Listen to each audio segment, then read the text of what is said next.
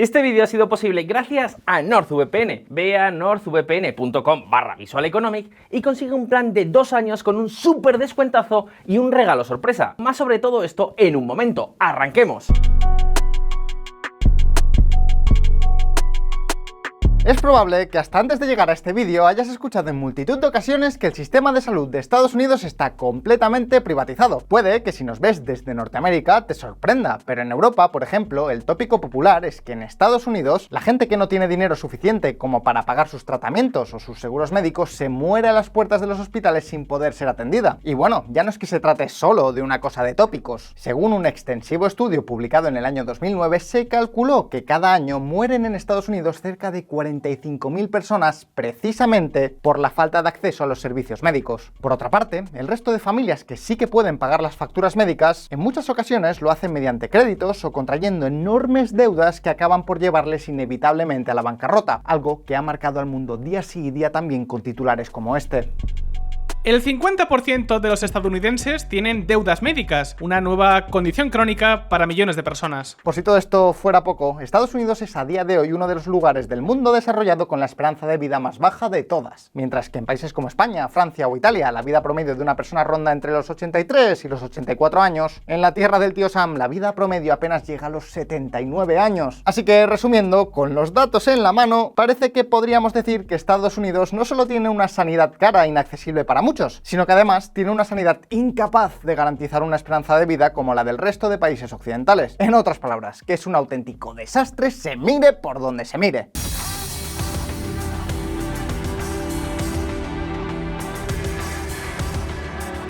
Aunque, ahora bien, frenemos un momento, porque si todo esto que os acabamos de contar es cierto, entonces, ¿cómo se explica que Estados Unidos sea en realidad uno de los países que más gasto público destina a su sistema sanitario? Además, aunque pueda parecer que los hospitales en Estados Unidos son todos privados y están dirigidos por grandes empresas, lo cierto es que la red de hospitales públicos y pertenecientes a organizaciones sin ánimo de lucro supone el 79% del total. O dicho de otra forma, que tan solo 21 de cada 100 hospitales yanquis son efectivamente pertenecientes a empresas privadas que tienen como objetivo ganar dinero. Por lo que, bueno, a primera vista no parece demasiado evidente que el sistema americano esté tan privatizado como dicen. Pero atención, porque es que aún hay más. Resulta que si observamos cuánta gente muere de cáncer por cada 100.000 personas, veremos que en países como Francia o Alemania mueren cada año entre 21 y 12 personas más que en Estados Unidos. Algo similar sucede también con enfermedades como el reuma o las úlceras estomacales. Y sí, aunque por supuesto estos sean datos aislados, que dependen de muchos factores diferentes, y además existan otras enfermedades donde los datos estadounidenses sean peores que los europeos, pues digamos que con un vistazo rápido no parece que podamos confirmar tan rotundamente como se hace que la eficacia sanitaria estadounidense sea tan terrible como dicen.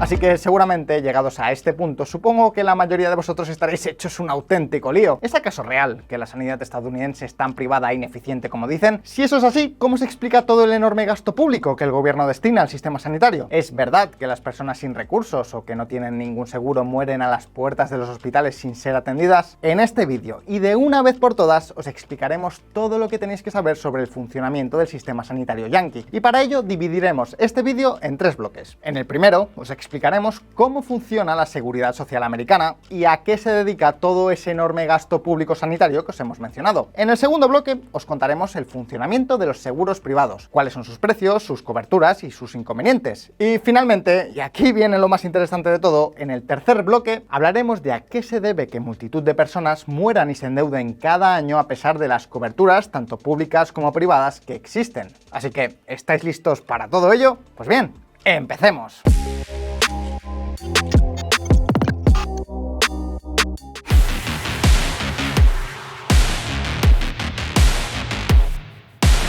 Queridos amigos, en el año 1865 Estados Unidos tenía un gran problema de salud. Como muchos ya sabréis, el 9 de abril de aquel mismo año finalizó la famosa Guerra de Secesión, una guerra que hizo que muchísimos excombatientes quedaran heridos o incapacitados de por vida. Así que el gobierno tuvo que ponerse manos a la obra y elaborar un plan para cuidar y asistir a todos esos veteranos. Veteranos que tras la guerra ya no se valían por sí mismos. La pregunta es, ¿Cómo pensáis que lo hizo? Pues lo hizo creando uno de los primeros sistemas de salud públicos, el conocido como el Hogar Nacional para los Soldados Voluntarios Discapacitados, algo así como una red de residencias y hospitales públicos dedicados exclusivamente a los excombatientes americanos. Un sistema que hasta hoy ha perdurado en lo que se conoce como el Departamento de Salud de los Veteranos. La cuestión es que desde entonces han pasado más de 150 años, y aunque en la cabeza de muchos el sistema de salud público yanqui sea poco menos que el salvaje oeste, lo cierto es que el sistema ha ido creciendo y evolucionando más de lo que parece a simple vista. Tanto es así que a día de hoy tanto personas ancianas como discapacitados como personas con bajos recursos pueden acceder sin ningún problema a una sanidad gratuita y con todas las coberturas necesarias. Vamos, que en teoría eso de que los pobres no pueden ir al hospital en Estados Unidos, pues ¿qué queréis que os diga? Es una fake news en toda regla. Ahora bien, antes de que algunos explotéis en los comentarios, que seguro que ya lo habéis hecho, fijaos en qué hemos dicho en teoría. Y es que, amigos y amigas de Visual Economic, me temo que la práctica es algo más complicada de lo que pretende la susodicha teoría. Pero, ¿queréis saber por qué? Pues atentos. Pero antes de continuar, un momento. Cada vez pasamos más tiempo online. Se estima, de hecho, que en las tierras de Cocodrilo Dandy la cifra supera los 27 años. Poca broma. Y no es ningún secreto. Internet no es el lugar precisamente más seguro. Unos minutos usando un wifi público en cualquier bar y ¡zas! Tus datos pueden acabar donde no deben. Pero tranquilos, porque aquí es donde entra NordVPN. NordVPN te ayudará a proteger tu privacidad encriptando tu conexión a internet, ocultando tu IP y tu localización, de tal forma que nadie pueda fisgar lo que haces o robarte tus datos. Y no solo eso, recuerda que cuando usas NordVPN puedes navegar sin fronteras eligiendo entre más de 5.000 servidores ultra rápidos en más de 58 países de todo el globo, desbloqueando así un mundo entero de contenido. Además es compatible con todo tipo de dispositivos, Android, Windows, Mac, Linux, y puedes incluir 6 en la misma cuenta. No esperes más y ve a nordvpn.com/visualeconomic y consigue un plan de 2 años por el precio de un refresco al mes, además de un regalo sorpresa para ti. Y si cambias de opinión, no pasa nada. NordVPN tiene una garantía de evolución de 30 días. Y ahora, continuemos. Los seguros públicos. Seguro que más de una vez habréis oído en las noticias las palabras Medicare y Medicaid. Y es que, en resumidas cuentas, estas dos son las grandes estructuras en las que se divide la seguridad social estadounidense. Por ejemplo, Medicare sirve para dar servicio médico a los ancianos, a los discapacitados y a algunos enfermos crónicos, mientras que Medicaid sirve como un seguro sanitario gratuito para cualquier persona con ingresos reducidos. Bien, hasta aquí el resumen, pero vamos con lo concreto. Medicare, amigos, es un sistema que se divide en 3 partes. La primera parte es el seguro de hospitalización, un seguro que en principio es gratuito, aunque como veremos en realidad tiene muchos matices. Sea como sea, lo que nos interesa ahora es que este seguro únicamente cubre las noches de hospital, los honorarios médicos y algunas pruebas clínicas menores. O dicho de otra forma, que no es un seguro médico como tal. Si, por ejemplo, tienes un cáncer, pues no te cubre el tratamiento. Es por eso que Medicare contiene una segunda parte, la parte del seguro médico. Esta segunda parte sí que incluye tratamientos, vacunas, operaciones, quimioterapia, trasplantes de órganos y básicamente, pues todo lo esperable de cualquier sistema sanitario desarrollado. Sin embargo, no vayamos tan deprisa porque aquí ya empiezan los problemas. Y es que esta segunda parte de Medicare no es gratuita. Digamos que las personas que quieran optar a este seguro médico tendrán que pagar entre 134 y 213 dólares mensuales en función de su renta. Vamos, cuanto más tienes, pues más pagas. Y por si eso fuera poco, en este segundo paquete tan solo se incluyen las medicinas que son necesarias durante los tratamientos o consultas en el hospital. Las que te tomas luego tú en tu casa, pues las pagas tú. Además, ciertos servicios incluyen algunos copagos. Y luego también hay coberturas o servicios cuyo coste se imputa directamente al paciente. Y es por eso que Medicare cuenta con una tercera parte para solucionar todos estos problemas. Esta tercera parte incluye seguros para medicinas, seguros con servicios extra como el dentista, llamados Medicare Advantage, y finalmente seguros adicionales llamados Medigap, que ayudan a financiar cosas como por ejemplo los copagos. Pues bien, el caso es que todos estos suplementos juntos pueden llegar a suponer una factura adicional de entre 300 y 400 dólares al mes. Y la gracia es que esta tercera y última parte está semi privatizada. Los seguros de medicinas, de Medicare Advantage y de Medigap están gestionados por empresas, y digamos que cada seguro es diferente y cuesta diferente. Pero bien, sabiendo esto, ya me imagino la pregunta que muchos de vosotros pues os estaréis haciendo en este preciso momento. A ver, si la parte de Medicare, que es realmente gratuita, tan solo es la parte que cubre la hospitalización, ¿quiere decir eso que los ancianos y los discapacitados que no puedan pagar el seguro médico o las extensiones privadas no tienen manera de pagar sus tratamientos médicos? Pues no exactamente. En principio, las personas sin recursos, ya sean ancianas, discapacitadas, jóvenes o adultas, pueden pagar sus seguros médicos gracias a una segunda gran rama de la seguridad social americana. Esta segunda rama es, como hemos mencionado antes, el Medicaid. La inscripción en Medicaid llegó a cifras récord de 80 millones durante la pandemia. Este aumento apunta al papel cada vez mayor del programa Medicaid, no solo como red de seguridad, sino también como base de cobertura de salud en los Estados Unidos. Como habéis visto en la noticia, Medicaid no es solo la red de cobertura disponible para las personas con menores ingresos, sino que también es el tipo de cobertura pública más importante, con cerca de un 50% más de afiliados que Medicare. Para que os hagáis una idea, por norma general son elegibles para este programa aquellas personas residentes legales en Estados Unidos que estén por debajo del 133% del nivel de pobreza federal, es decir, que tengan unos ingresos inferiores a unos $37.000 anuales para una familia de 4 personas. No obstante, cabe remarcar que aquí hablamos de líneas generales, ya que para bien o para mal, cada estado tiene cierta libertad para fijar las reglas de su Medicaid, así que no todos los americanos juegan con las mismas reglas. Sin ir más lejos, mientras que en Texas tan solo pueden acceder a Medicaid los menores de edad y en casos muy concretos adultos que cobren menos del 14% del nivel de pobreza federal, en otros lugares como Massachusetts pueden acceder personas que se sitúen hasta en el 138% del nivel de pobreza. Vamos, que hay una diferencia gigantesca. Pero sea como sea, más allá de quién pueda acceder o no a Medicaid, la pregunta es, ¿qué servicios incluye este seguro público? Save Medicare, Medicaid, and Social Security without cuts. Have to do it. Pues amigos, amigas, por lo general y teóricamente, Medicaid cubre el 100% de todos los costes médicos de cualquier persona, medicinas incluidas. No obstante, y de nuevo, dentro del programa Medicaid existen más de 200 tipos de seguros diferentes. Seguros públicos que cambian en función del estado, en función de la edad del asegurado o en función de su renta. Y sí, ya sé lo que os estaréis preguntando. ¿Por qué hay más de 200 seguros si al final todos son gratuitos y todos cubren más o menos lo mismo? La respuesta es que aunque todos sean gratuitos, en muchas ocasiones existen copagos, diferencias en los hospitales a los que puedes acudir e incluso diferencias en algunas coberturas adicionales determinadas. Por poner un ejemplo, si vas a la consulta en Florida, pues tendrás que pagar hasta $3 por cada consulta, mientras que en California pues tendrás que pagar como mucho 1. Sé que es un ejemplo pequeño, pero sirve para haceros una idea de que efectivamente, aunque Medicaid sea gratuito, a fin de cuentas nunca acaba de ser completamente así. Pero sea como sea, visto todo esto, cabe hacernos una pregunta. ¿Qué pasa con las personas que aún teniendo bajos recursos no cumplen las condiciones para entrar en Medicaid? ¿Puede todo el mundo encontrar un seguro médico accesible? Pues para conocer las respuestas a estas preguntas tenemos que irnos directamente a descubrir cómo funciona el mercado de los seguros privados. ¡Atentos! Los seguros privados.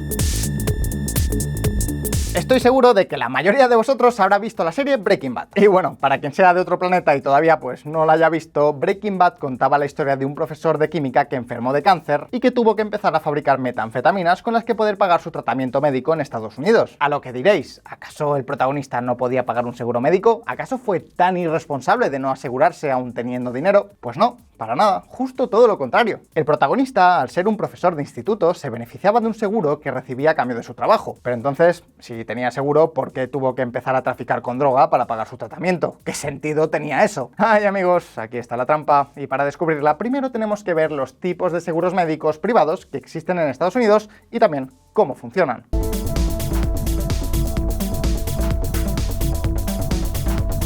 Para todos los seguros médicos privados, sean cuales sean, existen dos grandes reglas de oro. La primera regla de oro es que todos ellos deben cubrir los servicios básicos para curar y mantener la salud de una persona. Ya sabéis, hospitalización, operaciones, quimioterapia, diálisis, diagnósticos y una larga lista que ya os podréis imaginar. La segunda regla de oro es una regla que existe desde la implantación del Obamacare en 2010. Una regla que dice que los seguros se deben ofrecer al mismo precio a todo el mundo independientemente de sus condiciones de salud previas. Que, paréntesis, lo que pasaba hasta 2010 es que, por ejemplo, si tenías una enfermedad grave, pues nadie te quería asegurar. Ahora eso, pues bueno, ya no es legal. Así que teniendo esto en cuenta, ahora la pregunta es, ¿qué diferencia entonces a unos seguros respecto a otros en Estados Unidos? Pues bien, fijaos en esta tabla.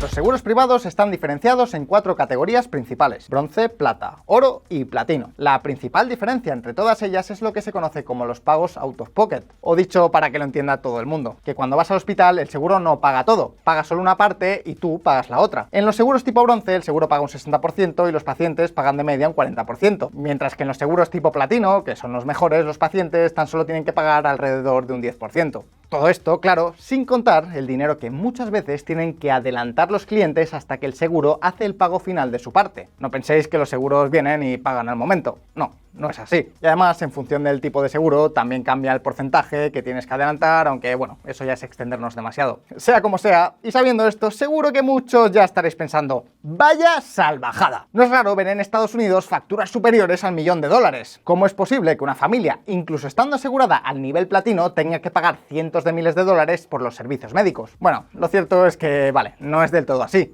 Aunque el porcentaje que paguen los pacientes pueda parecer excesivo a simple vista en casos muy extremos, lo cierto es que existe un máximo anual de $17.400 por familia. Una vez superada esa cifra, el seguro está obligado a hacerse cargo del 100% de la factura. Así que pase lo que te pase, por mucho que tengas una factura de $10 millones, las leyes te garantizan que en el peor de los casos lo máximo que pagarás por tu factura médica será esa cantidad. Y la pregunta es, ¿cuánto valen los seguros en Estados Unidos? Pues volviendo a la tabla anterior, podemos ver que de media para una persona individual rondan los $500 mensuales. Eso sí, si contratas un seguro familiar sale prácticamente a mitad de precio. Y si a eso le sumas que buena parte de los seguros son pagados por las empresas y que esos seguros están exentos de impuestos, pues al final podríamos decir que un seguro médico tiene un coste real de unos $300 mensuales. Pero esperad, porque es que aún hay más. De nuevo, desde el Obamacare se desarrolló un paquete de subvenciones para las familias situadas entre el 133 y el 400% del nivel de la pobreza. Unas subvenciones que limitan aún más este máximo anual que una familia tiene que pagar por sus seguros. Unos límites que podéis ver en pantalla.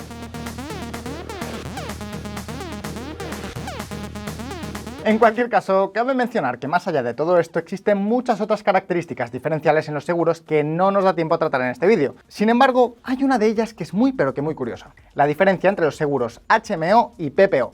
Y atentos, porque es justo aquí donde volvemos al caso de Breaking Bad.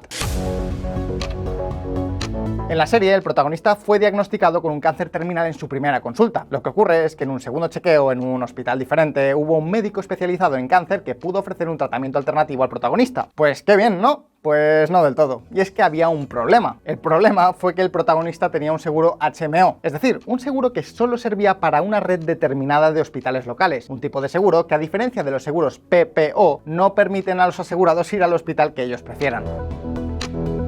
Es decir, que el hospital donde estaba el médico especialista en cáncer no estaba incluido en la red de hospitales del seguro que tenía el protagonista, y por tanto, este tuvo que pagar el precio íntegro de su tratamiento con el dinero de la droga. Aunque bueno, para ser justos, esto es algo que también ocurre en la mayoría de países.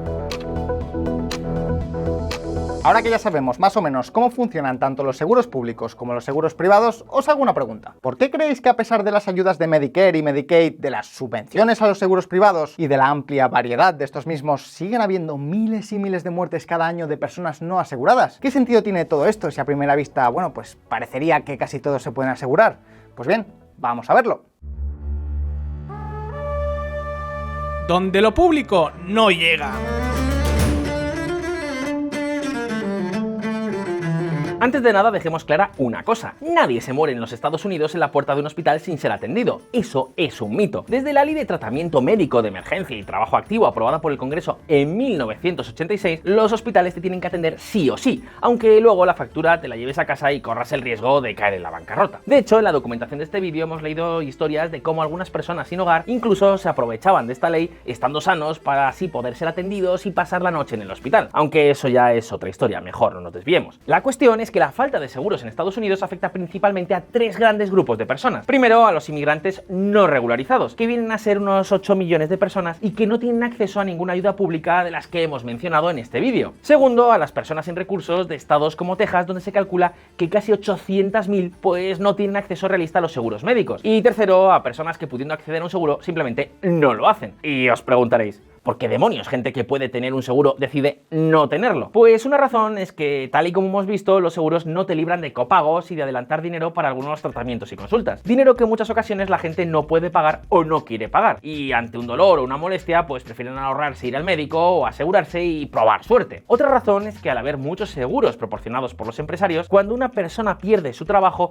pierde también el seguro. Y o bien no se acuerda de renovarlo, o bien la burocracia le hace posponerlo. Cosa que, curiosamente, también hace que incluso gente que puede acceder a los programas de ayuda pública simplemente lo pospongan y pospongan hasta que ¡boom!, surge el problema. No obstante, amigos, amigas, quizás la gran razón de la falta de asegurados sea en realidad la falta de confianza de los jóvenes. Fijaos.